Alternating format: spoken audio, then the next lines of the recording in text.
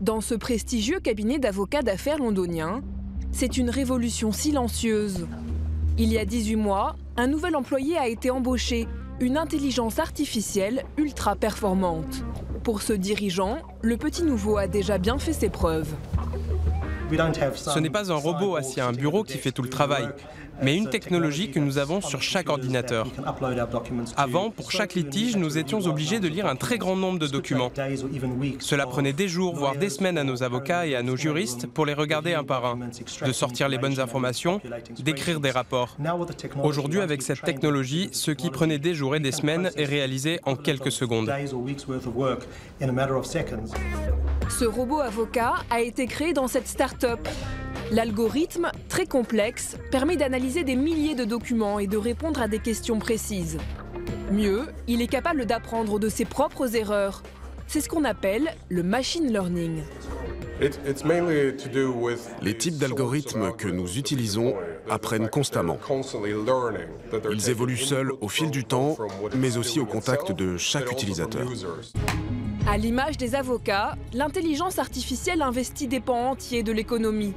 Finance, médecine, ressources humaines, les robots surpasseraient déjà les humains dans un certain nombre de tâches. Alors faut-il réellement s'inquiéter pour nos emplois? Doit-on toujours se fier à ces nouvelles technologies? À quel point les robots transformeront-ils le marché du travail? À l'université d'Oxford, ces chercheurs ont justement confié cette question à un algorithme. Il a calculé les probabilités de remplacement pour près de 1000 professions. On peut taper dans ce moteur de recherche n'importe quelle profession. Voyons voir.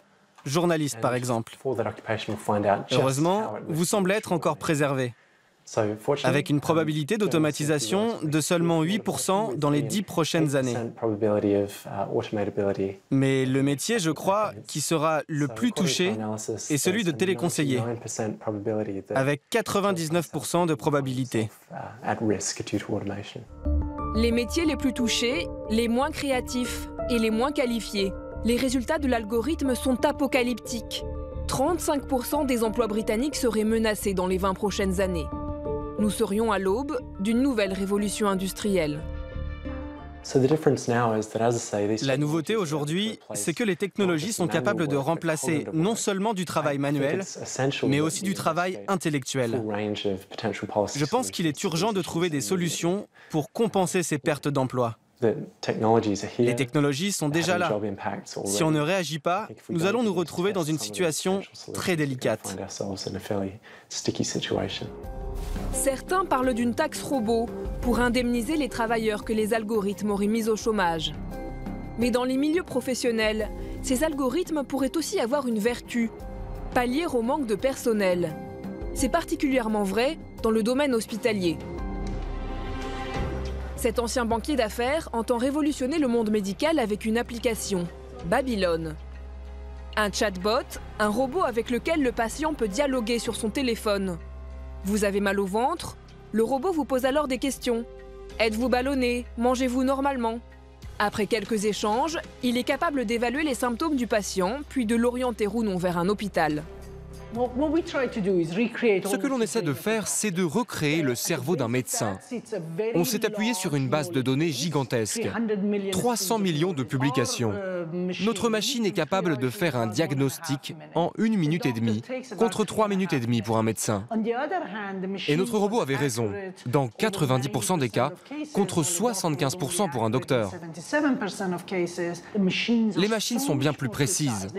Elles ne sont pas stressées au travail, parce que des patients attendent derrière la porte. L'application a déjà séduit le système de santé britannique qui le teste dans des hôpitaux de Londres. Pour son créateur, offrir ce robot médecin à la population est un énorme progrès.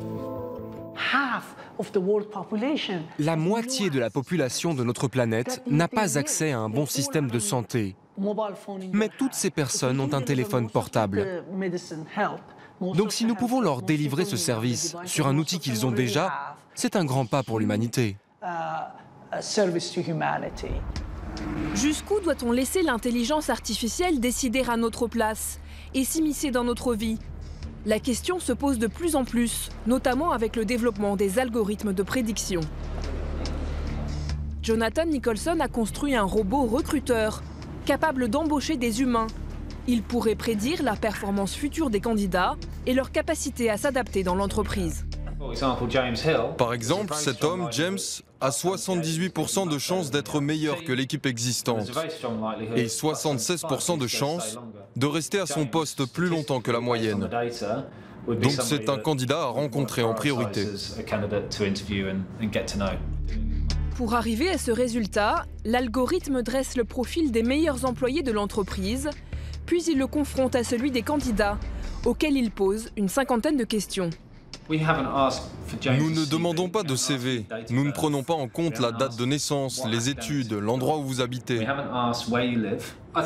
Cela enlève toute la partialité et les préjugés de l'être humain dans le processus de recrutement. C'est évident. Mais avec ces algorithmes, qui est responsable en cas de conflit ou de problème? Peut-on être vraiment certain que ces robots sont objectifs? Car l'intelligence artificielle se base sur des données élaborées par des hommes, avec leurs défauts. Des données qui peuvent parfois être racistes ou sexistes. Dans ce cas-là, la machine, elle aussi, sera partiale. Il est tout à fait possible que l'algorithme préfère les réponses des candidats avec un certain type d'origine et de parcours. C'est donc impossible de dire à l'avance qu'un algorithme est totalement exempt de discrimination. Vous pourrez seulement le savoir après qu'il ait déjà pris un certain nombre de décisions, et ça, c'est encore plus difficile dans le cas d'algorithmes qui apprennent tout seuls, puisqu'ils sont en partie imprévisibles. Une intelligence artificielle peut échapper à ses concepteurs. Microsoft en a fait l'amère expérience l'année dernière avec son robot Tay. Elle devait apprendre à communiquer en imitant le comportement des humains sur les réseaux sociaux. Mais en moins de 24 heures, elle a dit des horreurs. Car des internautes, sur lesquels elle prenait modèle, l'ont bombardée de messages xénophobes et orduriers. Microsoft a dû la débrancher. Pour l'instant, l'homme a encore un coup d'avance sur la machine.